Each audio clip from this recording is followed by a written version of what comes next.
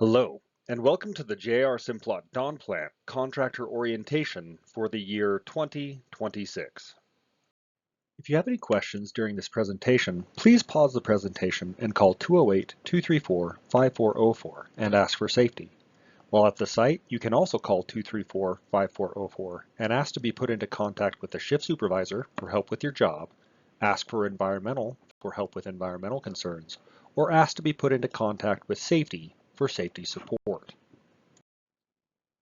Orientation test question number 1. If you have any questions about the Dawn Plant safety rules, you can call 208-234-5404 and ask the guards to put you in contact with safety. This is true. Please call anytime day or night for safety support. For accountability purposes, including during evacuations, and to make sure that you are paid fairly and quickly, we need every contractor who arrives on site to receive a badge from the guardhouse. Scan in and out every time they enter or exit the facility. Make sure that they have their badge on them at all times, and then to turn their badge in at the end of their project so that we can reuse the badges. Orientation question number 2. Every person must scan their blank in and out of the facility every time they enter or exit the facility. A. Fingerprint. B. Badge. C. Credit card. D. Driver's license. The answer is B. Badge. We need everyone to scan their badge in and out of the facility every time they enter or exit. Test question 3. Your badge must always be blank while you are in the facility. A. Visible. B. On your person. C. In your vehicle. Or D. At the job site. The answer is B. On your person. We do not need your badge visible. We need them on your person so that during an evacuation, you can scan at the appropriate evacuation reader. It is very important that every worker on site is within hearing distance of a radio during an emergency. To make sure that this happens, a member of each contractor company and crew must carry a radio at all times. Radios can be checked out from the guardhouse, and they must be returned at the end of each shift so that they can be recharged.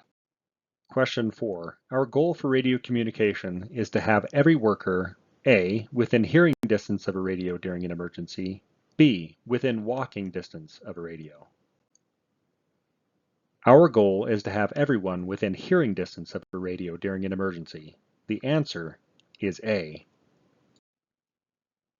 If during an emergency you do not find yourself near a radio, you can call 208-234-5404 to report any medical, fire, environmental, or other hazard, near miss, or incident. Please make sure that this phone number is in your phone. Pause the presentation if you need to and create a contact for this number. 208-234-5404 will put you in contact with security. Security can then put you into contact with the shift supervisor, safety, environmental, or Dawn Plant emergency responders. During an emergency, Simplot's first responders will determine whether outside resources are needed and call 911 if it is appropriate. During an emergency, you must relay 2 pieces of information and then stay available for further questions or clarification. Please state the nature of your emergency and state the location. Then do not hang up if you are using a phone. Orientation test question 5. During an emergency, call 208-234-5404 and give the guards the nature of your emergency and your location. Then, A. Hang up because you have already reported the emergency, or B. Stay on the line in case more information is required. The answer is B. Please, during an emergency, stay on the line until you are asked to hang up. Often, you will be needed to clarify information or answer questions. The standard PPE required on site is hard hats, safety glasses, long sleeves, long pants, and hard-toed boots. Question 6. Hard hat, safety glasses with side shields, 6-inch tall safety-toed boots, long pants, and long sleeves are the minimum PPE requirements in operating areas of the facility. Is this true or false? This is true. Please wear the minimum PPE while in operating areas of the facility. All of the PPE required for you to do your job must be provided by your company. For specific PPE requirements necessary for specific hazards, we have developed a PPE matrix. Please refer to the PPE matrix if you are doing any work which requires additional PPE above the standard PPE. Any PPE contaminated with acid needs to be deconned at the work area and then brought to the stores department for cleaning. Hearing protection is required where posted or if you must raise your voice to talk to someone who is standing next to you. Question number 7. Hearing protection is required A, when having to raise your voice to talk to someone next to you, B, where posted, C, when having to raise your voice to talk to someone next to you and where posted, or D, everywhere. The answer is C. Hearing protection is required where you see signs requiring hearing protection, or if you must raise your voice to talk to someone standing next to you. In order to wear a respirator, it is an OSHA requirement that you are in a fit test program and current in that program. When respirators are not being worn, they must be cleaned and stored in a bag. In order to wear a respirator, you must be clean shaven. During turnaround, anyone who participates in a fit test program will be required to be clean shaven. Outside of turnaround, you must be able to be clean shaven within 10 minutes. Facial hair must not be longer than 1 inch. In order to wear a respirator, mustaches cannot extend more than ½ an inch past the corner of the mouth. A soul patch or mustache cannot extend below the crease of the chin. Question number 8. You can have a mustache and a soul patch and still wear a respirator as long as they don't go below the crease of the chin and the hair does not interfere with the seal of the respirator. True or false? This is true. It is extremely important that no facial hair interferes with the seal of the respirator.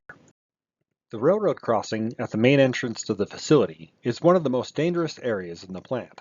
Please stop at all stop signs, look both ways before entering the crossing, and do not cross when the railroad lights are flashing. Never stop on the railroad tracks. Repeat violations will lead to being denied access to the plant. Question number 8. At the main crossing, if the railroad crossing arms are up and the lights are still flashing, it is okay to cross. True or false? This is false. The railroad lights cannot be flashing when you start to cross the main crossing. Inside the plant, please stop at all plant rail crossings, even if there's not a stop sign. If you have to do work within 8 feet of the center line of a track, you will need to obtain a track permit from the railroad scale house. Switch crew must then put up the appropriate derail or wheel stops and blue flag. All workers must attach their personal blue lock to the derail. After your work is completed, every worker should remove their blue locks. The last person to remove their blue lock must drop the derail or wheel stops and remove the blue flag. Once locks, derail or wheel stops, and blue flag have been removed, switch crew must be contacted and told the track has been returned to service. Under special circumstances, a red block can be installed on the tracks in place of personal locks. When driving in the facility, cell phone use is prohibited, including hands-free. Always wear your seatbelt, and the in-plant speed limit is 14.9 miles per hour. In order to park inside the plant, you must obtain a parking permit from the security office. Question 10. Cell phone use, including hands-free devices, is prohibited in the plant while you are A. Operating a vehicle, B. In control rooms, C. Sitting in break rooms, D. Being a passenger in a vehicle. While you are operating a vehicle, you are prohibited from using a cell phone, including hands-free. The answer is A. Operating a vehicle. Question 11. Seatbelts must be worn by all occupants of a vehicle when the vehicle is in motion. True or false? This is true. Seatbelt use is strictly enforced. Question number 12. The Dawn plant speed limit is A. 25 miles per hour, B. 14.9 miles per hour, C. 5 miles per hour, D. 10 miles per hour. The Dawn plant speed limit is 14.9 miles per hour. The answer is B. Question 13. To park a light vehicle inside the Dawn plant, you must obtain a blank from security. A. Driver's license. B. Contractor badge. C. Safe work permit. D. parking permit? The answer is D, parking permit. The contractor parking lot is restricted to one-way traffic in a counterclockwise direction. During certain times of the year, like turnaround, the employee lot is full. At shift change, day shift must wait for night shift to leave before they can park. Due to this, we cannot allow anyone but employees to park in the employee parking lot. There is a separate parking lot for contractors north of the East County Road. Contractors who park in the employee parking lot without authorization will have their vehicle towed and their management notified. Orientation test question 14. The employee lot is full during turnaround. A contractor parking in the Simplot employee parking lot will have their vehicle towed and it may reflect poorly on their company. True or false? This is true. Please do not park in the employee parking lot without prior authorization. Do not allow the tools that are required for your job to cause unnecessary hazards. All electrical power tools must have 3-wire plug system or be a 2-wire double insulated tool. If the work area is wet, a GFCI is required. Never use damaged tools and always make sure that all guards and handles are attached. 15. If you are using corded electrical equipment, you need a GFCI in wet conditions. True or false? The answer is true. Always use a GFCI in wet conditions. Test question 16. Your tools and equipment must be in good condition and inspected prior to use. True or false? This is true. Always make sure your tools are in good working order before using them. Housekeeping in your work area is your responsibility. Before you start work, if an area is in need of housekeeping, please contact Simplot. Please keep walkways and work areas clear of trip, slip, and fall hazards. If possible, run cords and hoses overhead or through cable protectors. Always organize your tools, materials, and equipment to keep walkways open. 17. True or false? Housekeeping in your work area is your responsibility. This is true. Please keep your area clean. Question 18. When running an extension cord or hose, A. Run them overhead if possible or through cable protectors. B. Paint them red to warn people of the trip hazard. C. Secure them from movement for when they are tripped over. D. Caution tag the hose or cord to warn people of the tripping hazard. The answer is A. Run hoses and extension cords overhead if possible or through cable protectors. There are 4 types of barricade tape in the facility. Caution tape with caution tags, danger tape with danger tags, asbestos tape with danger tags, and confined space which requires no tags. Caution tape is yellow. Caution tape should be used for hazards that require caution. A worker may enter a yellow tape and tagged area if they read the tags and understand the hazards. Job examples include painting, hot work that produces small sparks, tripping hazards, or spraying water. Red danger tape is for serious hazards. Entering this tape will place a person in danger of being injured or suffering detrimental health effects. Only workers who have been authorized should enter danger tape. The only people who can give you authorization to enter red tape are the people that put it up or the people doing work inside the red tape. Red tape must surround the hazard. The only time there may be gaps in red tape are when the gaps are absolutely necessary and the gaps are monitored. There is zero tolerance around unauthorized entrance into red tape. Job examples that require red tape include water blasting, open holes leading to a fall of over 4 feet, overhead lifting, and radiation. Question 19. Danger barricade tape can be crossed if you read the tag and are familiar with the hazards. True or false? This is false. Not only must you read the tag and make yourself familiar with the hazards, but you must receive authorization to cross red tape and make every effort to protect yourself from the hazards that the tape surrounds. All barricade tags need a start and end date, not to exceed 7 days. The responsible company name, the responsible person's name, the responsible person's phone number, and the hazards, or in other words, the reasons for the tape, must be included on the tag. Please inspect tape regularly. Barricades must be at least 6 feet from the nearest hazard they are surrounding. If 6 feet is not possible, then physical barricades must be used. Examples of physical barricades include temporary guardrails, or hole covers to protect against a fall, plastic sheeting to contain an acid leak, or fire blankets to prevent ignition sources such as sparks from reaching combustibles such as pallets. Question 20. Barricade must be at least blank back from the nearest hazard they are surrounding. A. 4 feet. B. 15 feet. C. 2 feet. D. 6 feet. The answer is D. 6 feet. Barricade tape should be at least 6 feet from the nearest hazard.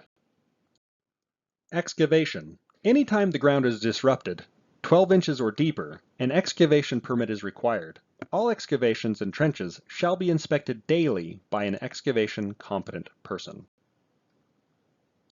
Scaffolds shall be erected, moved, dismantled, or altered only under the supervision and direction of a scaffolding competent person. Scaffolding must be inspected each shift by a competent person.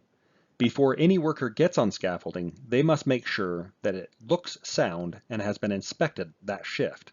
Whenever possible, scaffolding should have ladder gates, toe boards, and no gap in planking over 1 inch.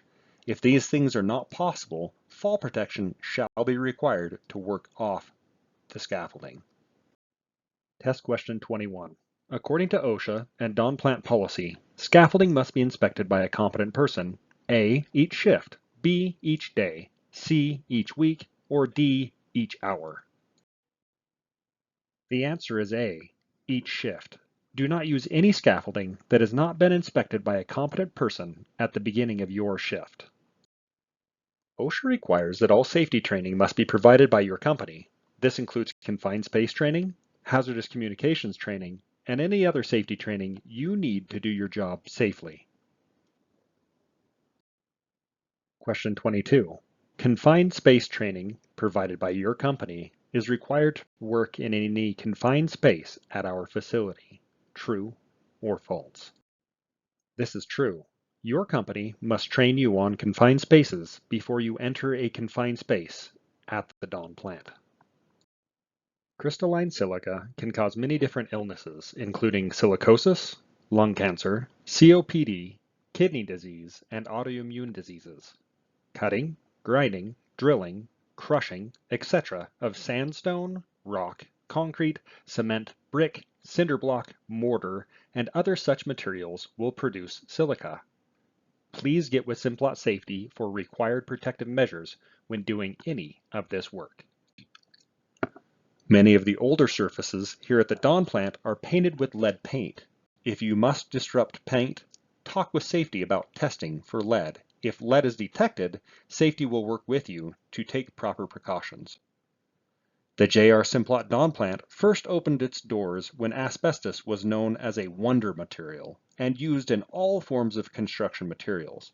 Asbestos may be found in such things as insulation, wallboards, gaskets, siding, light fixtures, old underground piping, and roofing materials.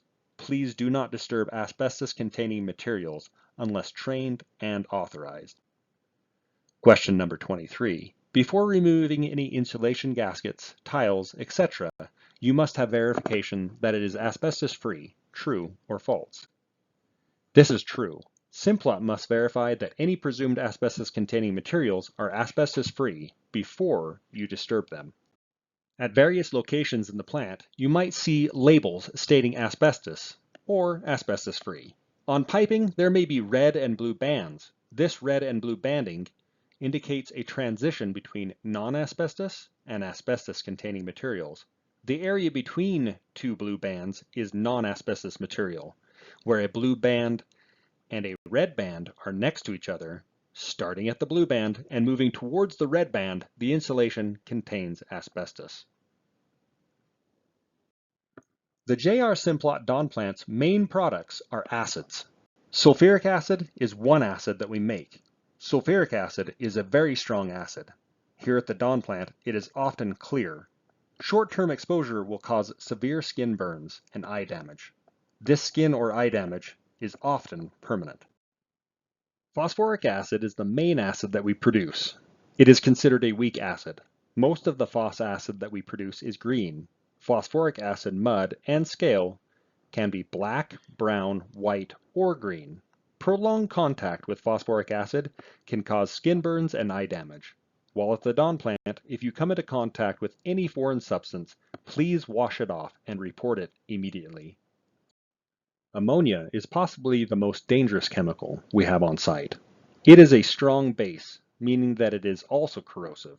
The human nose can smell very small quantities of ammonia, and it has a distinct pungent odor. High concentrations will burn eyes, throat, and lungs. Very high concentrations, between 15% to 28%, is flammable. Because of the amount of ammonia on site, the Dawn plant has multiple PSM-covered process areas. To work in any of these areas, you need additional training from your employer. Before starting work in any of these areas, you must check in with the area operator. This can be accomplished by getting a safe work permit at the beginning of the day, and then checking in with area operations when you leave the area and come back.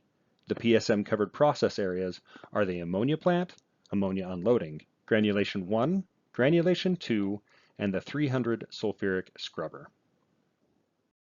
Question 24. Process safety management training is required from your employer if you are to work in any of our PSM areas. True or false?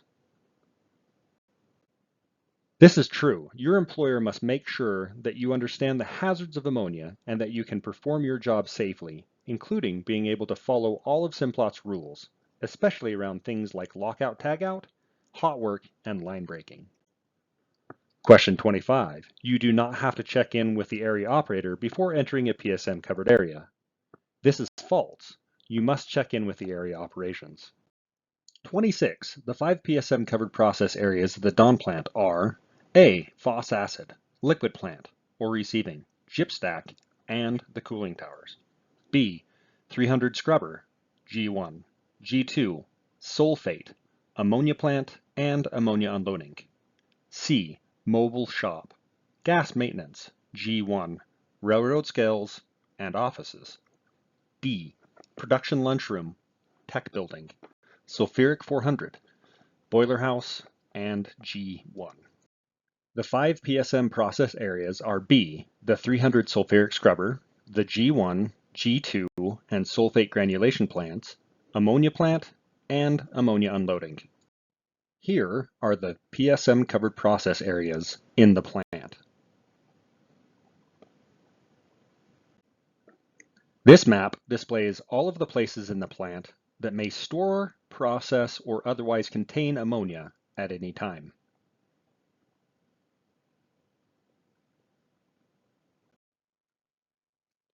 The J.R. Simplot Company wants to be good stewards of the environment. Because of this, we rigorously follow all local, state, and federal environmental laws. We need all chemical SDSs to be submitted to both the safety and environmental departments before you bring any chemicals on site. You must also review the Bevel Agreement slides at the end of this presentation. Moreover, hazardous waste generated on Simplot property must be stored, managed, and disposed of in accordance with all state and federal regulations. Please work with Simplot to properly dispose of all hazardous wastes. Also, if you observe or cause a spill or question leaking material, notify your Simplot representative immediately. Question 27. A chemical SDS does not have to be submitted to the Dawn Plant Environmental and Safety Departments for approval before you bring chemicals on site. True or false? False. All SDSs must be submitted to Dawn Plant Environmental and Safety. This includes all chemicals that you have been bringing to our site for years, or chemicals that are widely used in industry. Because a chemical is common does not mean that it is in our library. And if you have been bringing a chemical on site for years, there's a good chance the manufacturer has changed the mixture since you first started bringing it on site. Orientation test question number 28. All hazardous waste generated on Simplot property must be stored, managed, and disposed of in accordance with all local, state, and federal regulations through the Don Plant Waste Management Program. True or false? This is absolutely true. Please work with us to make sure that we are disposing of all chemicals appropriately. Some examples of common inappropriately disposed of materials include light bulbs, batteries, paint, and sandblasting grit. There are 2 wash pads in the facility. If any pipes, pumps, recyclable metal, or similar materials need to be cleaned of mud or scale, or if a vehicle needs to be washed off, it must be washed at the appropriate wash pad with Simplot approval. If you have any fertilizer or acid waste, please talk with Simplot to make sure that it is washed at the appropriate location. At the Don plant, we have 2 evacuation tones. The first is the whale tone.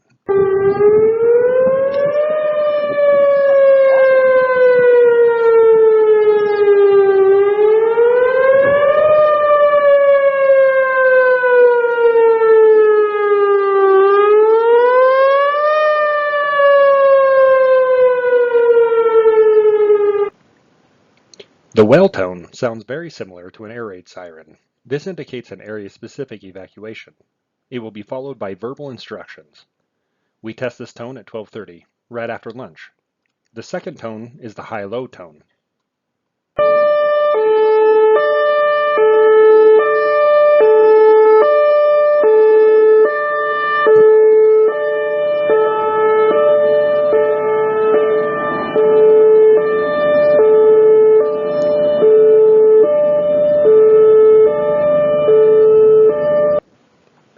This indicates a general plan evacuation. For all evacuations, you should note the wind direction and evacuate to the appropriate evacuation location. Here is a map of the in-plant evacuation locations and zones. Remember, evacuation locations are areas to evacuate to, and evacuation zones are places to evacuate from. During an area-specific evacuation, any combination of plant zones may be evacuated. During an area-specific evacuation or a general plant evacuation, you must evacuate to an appropriate upwind evacuation location. In addition, there is also an evacuation location in the southwest corner of the gyp stack. During a plant evacuation, if you are working on the gyp stack, evacuate to the southwest corner of the gyp stack. Do not come down into the plant. Test question 29. The 5 evacuation locations are the J12 shop, the Bach building, the gas shop, railroad scales, and the gyp stack job trailer in the southwest corner. True or false? This is true. 4 evacuation locations inside the plant, and a 5th in the southwest corner of the gyp stack. During an evacuation, it is critical that you note wind direction, travel upwind, and stay upwind. Please stay on open walkways and roadways. Do not travel through the middle of a building. Proceed to the nearest evacuation location and scan at an evac reader. Stay at the evacuation location until all clear has been called. Always carry your badge and make sure you are accounted for. Contractor supervisors, please account for your crew members. And gyp stack workers, please stay on the gyp stack. Please do not block access to any safety equipment, including eye wash stations, safety showers, fire extinguishers, fire hose cabinets, the ambulance and hazmat garage, or AEDs. Question 30. You can store items under, around, or in front of safety devices, like safety showers, eye washes, fire extinguisher cabinets, rescue trailers, and the ambulance bay. True or false? This is false. When parking a vehicle or staging tools, make sure that you do not block these things. If you find a fire while at the Don plant, only fight it if it is small. If a fire is growing, get help immediately. When fighting a fire, make sure your back is to the exit. Do not allow the fire to trap you in a room. All fire extinguishers must be at least 5 pounds in size. Stop work authority is the most important principle in this presentation. If something doesn't seem right, please ask questions. If something is not safe, Inform your supervisor and Simplot immediately.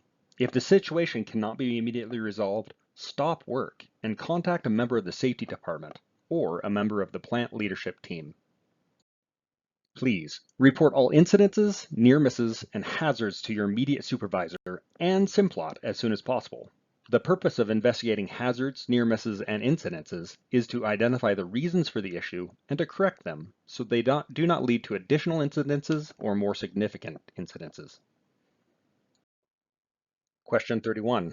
You must report all injuries or accidents, regardless of severity, to Simplot as soon as practical. True or false? This is true. Please report all injuries or accidents as soon as you are able. The Dawn plant has a lightning prediction system. This system is monitored by the guards, and the lightning alerts are communicated across the radio. Warning level lightning alerts require cranes, man lifts, and gypstack work to cease. Gypstack personnel will seek shelter via rubber-tired vehicles or a job trailer. During a red level lightning alert, all personnel working outside in non-critical operations must cease work and seek shelter while the red alert is in effect. Employee conduct. Any of the following are grounds for removal: sexual harassment, not following health and safety procedures, failure to use or wear safety equipment, theft, abuse, misuse, or neglect of tools, smoking in other than designated areas, consumption of or being under the influence of intoxicants, fighting, horseplay, gambling, or sleeping on the job, and possession of illegal drugs or firearms. There are 7 policies that cover the most frequent and dangerous work at the Dawn plant. These policies are critical and may endanger workers' lives if not followed. The 7 life-critical policies are lockout tagout, confined space, lifting and rigging, mobile equipment, hot work, line break, and elevated work. Lockout tagout is used to protect workers from unexpected startup of machines or release of stored energy when equipment, processes, or machines are being worked on or maintained. Simplot must be involved with every lockout tagout at the Dawn plant. An example of lockout tagout would be a Simplot operator closing and tagging a valve, or throwing a breaker for an electric motor and then verifying that there is zero energy, or applying multiple locks to multiple lockout tagout locations before placing the keys in a lockbox and securing the lockbox. You as a contractor must use a Simplot-issued personal safety lock when working on lockout tagout affected equipment. These personal locks are blue. They must have your name and your company name clearly written on them. Anytime you are involved in a lockout, you have the right to verify that Simplot has isolated all of the hazards. At the end of your shift, before you leave for the day, you must remove your blue lock. If the equipment or system you are working on is not ready to be returned to service, a black lock must be placed at the appropriate lockout tagout points by Simplot management before your personal lock is removed. Orientation test question number 32. Simplot area operating personnel must be involved in any lockout tagout in their area. You must lock out with a blue Simplot personal lock. True or false? This is true. Never lock out on any Simplot equipment or processes without first discussing it with Simplot. A confined space is any space that you can bodily enter, is difficult to get in and out of, and is not built for you to continually be inside of. All confined spaces at the Dawn plant are permit required. Your company must train you on confined spaces before you enter any of our confined spaces. A Simplot designated entry supervisor must conduct a pre-entry briefing with you and all workers who will be making entry before entry is made.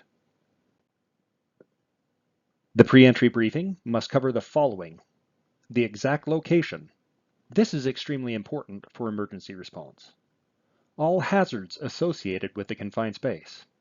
The pre-entry atmospheric readings. Permissible exposure limits, signs, and symptoms of any possible air contaminant. The lockout tagout requirements for entry. The PPE that will be required inside the vessel. how entrants will communicate with the safety watch, and how entrants will be rescued in case of an emergency. All confined space attendants, or safety watches, must be qualified by Simplot. Confined space attendants should never be on their phones, reading books, or otherwise distracted.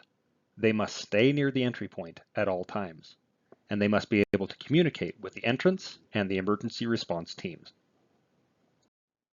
Line breaking is designed to ensure that no injury to personnel or damage to property results from the physical and chemical hazards that may be associated with opening of lines or their connected equipment. Before opening any flanges or otherwise breaking any line, you must verify that it is the correct line to be broken, know the substance that was last inside the pipe, verify the line is drained or take proper precautions, and refer to the PPE matrix for any specialty PPE. Breaking a hazardous line requires additional precautions. You must have immediate access to a charged water hose. The inside of the line must be continually monitored with an air monitor if hot work is being used. And Simplot supervision must review and authorize the line breaking. Hazardous lines include ammonia, sulfuric acid, nitric acid, caustic, sulfur, AMSOX, sewer, natural gas, propane, diesel or gasoline, any abandoned line, or any line above 150 degrees Fahrenheit. All light vehicles need to be chalked if they are left running and unattended. Heavy equipment must always be secured against unintentional movement when unattended. To secure heavy equipment, you could place wheel chocks against the wheels or tracks, park with the wheels in a parking ditch, or lower ground engaging tools. Spotters are required whenever operating a vehicle within 6 feet of any process equipment, other mobile equipment, scaffolding, or whenever the operator of the equipment cannot clearly see the work, load, or path of travel. Working within 30 feet of equipment, or what is referred to as the danger zone, requires continual visual and verbal communication. Working within 10 feet of equipment, or the extreme danger zone, requires constant communication and a written mitigation plan. Atmospheric testing, or in other words an LEL check, must be performed before every hot work job. LEL must be below 2% before work begins. If 2% cannot be reached, safety must be involved with the hot work. This LEL check must be written on the permit. If there are natural gas lines within 35 feet of the hot work, continuous air monitoring is required. Also, if you are doing hot work on the outside of a hollow space, such as the exterior of a pipe or tank, the inside must have continuous air monitoring to make sure hydrogen hasn't built up inside the vessel or pipe. A fire watch is required if there are wall or floor openings within 35 feet, combustibles within 35 feet, sulfur, ammonia, or natural gas lines within 35 feet, flammables within 50 feet, and these things cannot be mitigated. Mitigations could include covering a wall or floor opening, or moving combustible materials. In accordance with NFPA 51B, fire watch is required for 60 minutes after hot work is complete. Safety watches can act as fire watches if the hot work is within 10 feet of the confined space opening. Fire watches must have hands-on fire extinguisher training. 33. If you are performing hot work, a fire watch is required if A. Combustibles within 35 feet of work area without shielding or removal. B. Any wall or floor opening within 35 feet of work area that is not completely covered. C. Sulfur, ammonia, or natural gas lines are within 35 feet. D. Flammables within 50 feet of work area without shielding or removal. E. All of the above. The answer is E. All of the above. Best practice is to remove or mitigate fire hazards, so a fire watch is not required. 34. At the Dawn plant, a fire watch must stay in the area for how long after hot work is completed? A. 10 minutes. B. 15 minutes. C. 30 minutes. D. 60 minutes. The answer is D. 60 minutes. A fire watch must stay in the area for 1 hour after hot work concludes. When rigging and hoisting, all riggers must be trained and qualified. All equipment used for rigging and lifting must be inspected prior to use. All rigging must have a thorough inspection every year. It is critical that the proper size, type, number, and length of slings be used for each lift. Riggers must keep visual or verbal communication with the crane operator at all times while the load is suspended. You must be trained by Simplot to operate any of our installed hoists. Taglines must be used unless it can be proven that the taglines will increase the risk of injury or accident. Only workers essential to the lift may be in the fall zone. No worker should ever be directly under a load. A worker is only essential for the lift if they must physically guide the load, closely monitor the load and give directions to the crane or hoist operator, or attach or detach a load to a component or structure. 35. Taglines are to be used to guide suspended loads unless their use could increase the risk of injury or incident. True or false? This is true. Always use taglines if possible. Under certain circumstances, a critical lift form will need to be filled out. A critical lift plan is required when the load exceeds 75% of the load chart of the crane. 2 or more pieces of mobile lifting equipment are used to lift a load, or 1 piece of mobile lifting equipment and 1 overhead crane or hoist is used to lift a load. Special hoisting or rigging equipment will be utilized. Lifting within 10 feet of a hazardous line, lifting within 20 feet of an electrical line, or any time you lift personnel with a hoist or crane. Fall protection is required when any worker is walking or working from any surface and is greater than 4 feet from a lower level, with the following exceptions. Working from a portable ladder above 6 feet will require fall protection if 3 points of contact cannot be maintained. Anytime you are working from a portable ladder or scaffolding above 10 feet, fall protection will be required. When using fall arrest system, 100% tie-off is required. If you must tie off to an anchor point below your harness's D-ring, you must use a Class 2 SRL. Class A or B SRLs must be marked leading edge and approved for anchorage below the D-ring by the manufacturer if they are to be used below the D-ring. Fall protection equipment must be inspected prior to use. A fall protection plan is required under some circumstances, including if rescue will take longer than 20 minutes, or you will be tying off to a process line. A fall protection plan must be completed by a Simplot fall protection competent person. Anchorage points must be able to hold 5,000 pounds. Never tie off to handrails. Question 36.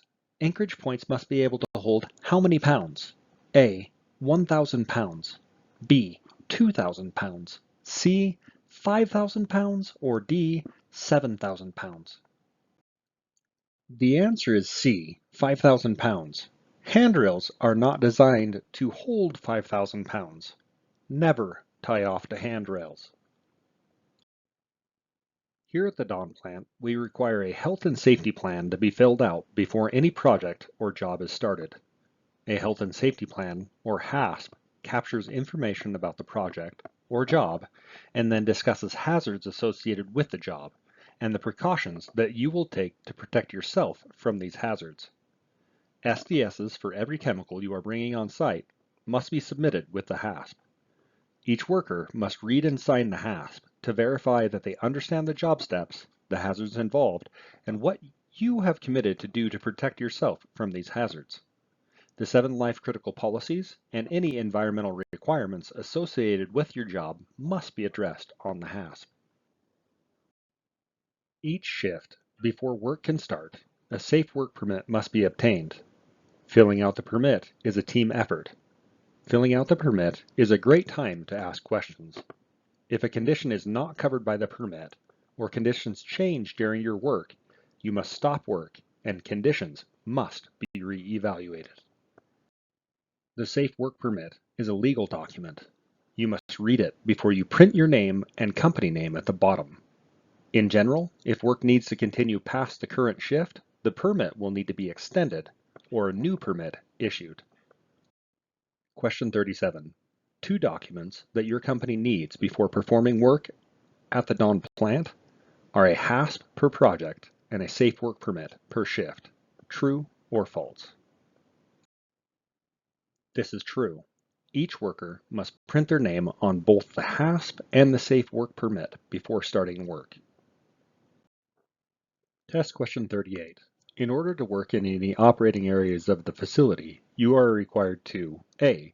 Notify area supervision and operations that you will be working in the area. B. Obtain a work permit from a Simplot qualified person and use the PPE identified on the permit. C. Print your name at the bottom of the permit legibly and include your company name. Or D. All of the above. The answer is D. All of the above. Question 39. If a condition is not covered by the permit, or conditions change during your work, you must stop work and the conditions must be re-evaluated. True or false? This is true. Please make sure that you only do the work that you have been permitted to do. Also, if there are any significant changes in the work area, you must inform Simplot so that the situation can be evaluated. The gyp stack located south of the main plant has additional rules, which must be followed if you are to conduct work there. These additional rules are posted on signs at the entry points to the gyp stack. First, you must have authorization to enter the gyp stack. For access, you may contact gyp stack personnel on the gyp stack radio channel, or receiving personnel on the or receiving radio channel, or you may call any member of the gyp stack management team.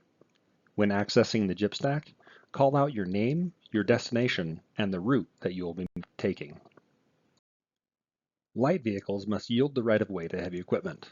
Stay back at least 200 feet when following other vehicles. Make sure that your headlights are always on. You will need a whip flag on your vehicle. Light vehicles must always have their tires chalked or have at least one tire in a parking ditch if they are ever to be unattended.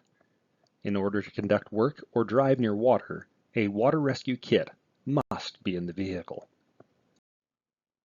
On the gyp stack, workers must also carry a 4-ounce eye wash and have some form of high-vis clothing. And remember that during an evacuation, if you are working on the gyp stack, stay on the gyp stack and assemble at the job trailer in the southwest corner for mustering and accountability. Bevel Contractor Overview Training.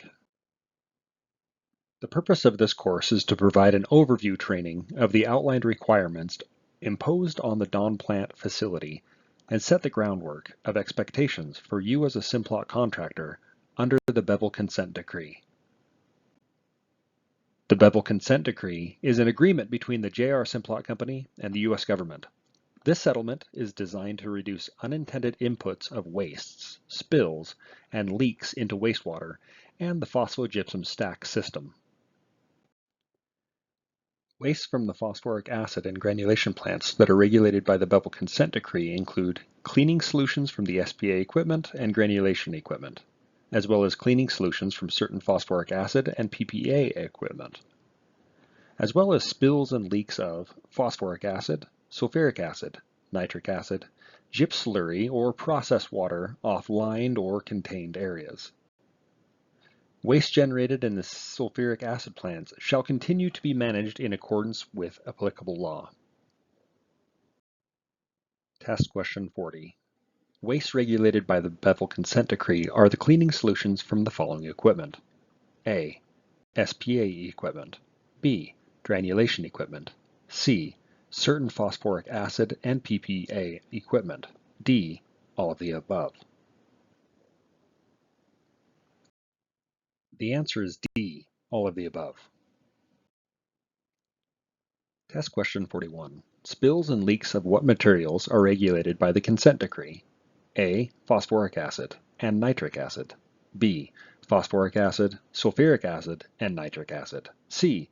Phosphoric acid, sulfuric acid, nitric acid, and gyp slurry or processed wastewater off of lined or contained areas. D. Spills and leaks are not regulated by the consent decree. The answer is C. Spills and leaks of phosphoric acid, sulfuric acid, nitric acid, and gyps slurry or processed wastewater off of lined or contained areas are all regulated by the consent decree. The following are key requirements of the Bevel Consent Decree. Best management practices. Best management practices are a full set of practices for inspecting, handling, and recovering waste, leaks, and spills. Disposal, record keeping, and reporting are covered, as well as employee and contractor training. Non-compliance penalties. Certain penalties exist as part of the negotiated settlement. In case of non-compliance, Simplot may be required to pay stipulated penalties which cannot be appealed. These penalties are set on a sliding scale, starting as low as $750 per day, up to and not limited to $2,000 to $3,000 per day. You are instrumental in ensuring that Simplot remains in compliance as it relates to the project you are working on. 42. Simplot is required to pay penalties for non-compliance with the consent decree. This is true. Training. Any contractor performing work on site at the Dawn Plant facility must receive annual training related to the Bevel Consent Decree. If you have not completed Bevel Overview training, you are not allowed in the Dawn Plant facility without an escort. Question 43. If you have not completed the Bevel Consent Order Overview training, you can still complete a quick 1-hour job without an escort. True or false? This is false. Without the Bevel Consent Order Overview training, you cannot enter the facility without an escort. Spill reporting and response requirements. Simplot employees and contractors must report to the appropriate personnel immediately upon the discovery of a leak or spill of nitric acid, phosphoric acid, sulfuric acid, gyps slurry, or processed wastewater off of lined or out of contained areas. The appropriate action to a spill and or leak depends on specific worksite, spill and or leak surface, material involved, facility area. Proper documentation is required for all spills, leaks, and will be completed by a qualified Simplot employee. 44.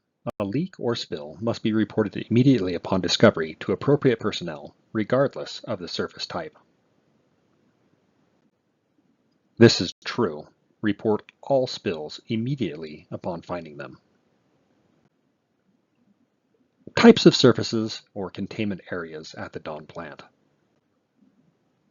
The types of surfaces or containment areas at the Dawn plant are containable areas, predominantly containable areas, semi-segregable areas, or other areas. Containable impervious. These contain a surface barrier such as concrete, acid brick, liners, steel, or epoxy. Spills and leaks can be recovered into the appropriate tanks. Predominantly containable. These contain a surface barrier such as concrete, acid brick, liners, steel, or epoxy. Spills and leaks can be recovered into the appropriate tanks. Generally speaking, if the acid content of the material is low, the material may go to the gyp stack, barring some exceptions. Semi-segregable. These contain a surface barrier such as concrete, acid brick, liners, steel, or epoxy. Spills and leaks can only be recovered with manual operator intervention. Normal operation flow path of these areas is to the gyp stack with redirection to recovery spill and or leak material upon high acid content detection. Other areas. These are areas of soil and or gravel that do not contain surface barriers. Spills and leaks in other areas are to be cleaned up in compliance with applicable regulations under the Environmental Department oversight. Cleaning process equipment. There are specific procedures for how cleaning materials and wastes are handled in different areas of the plant, defined by the equipment and asset designations on the next slides. If your duties at the Dawn plant include cleaning process equipment or handling of potential waste, you must be familiar with the specific plant procedures for the area. Consult a Simplot representative for direction prior to starting work. Equipment and asset designations. Upstream, mixed use, grandfathered, animal feed ingredient product. Downstream, SPA recovery, granulation recovery, acid value recovery, AVR tanks. For more information regarding specific equipment designations, consult your Simplot employee contact. Other points to consider. Spills of phosphoric, sulfuric, and nitric acid are reportable to the agencies at the listed reportable quantities on this chart. This chart shows the same reportable quantities when spread out over a 24-hour period. For example, if a pint of nitric acid is spilled every minute, we will exceed the reportable quantity in a 24-hour period.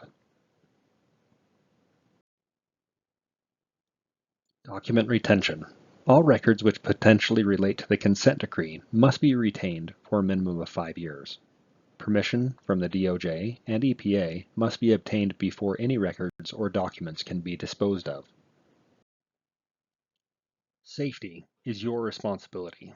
Safety starts with you, but involves everyone. Be involved in the safety of your coworkers. Remember that your contract for work is a contract for safety. Thank you for attending the Contractor Orientation for the year 2025. If you need safety help at any time for the Dawn plant, please call 208-234-5404 and ask for safety. Thank you.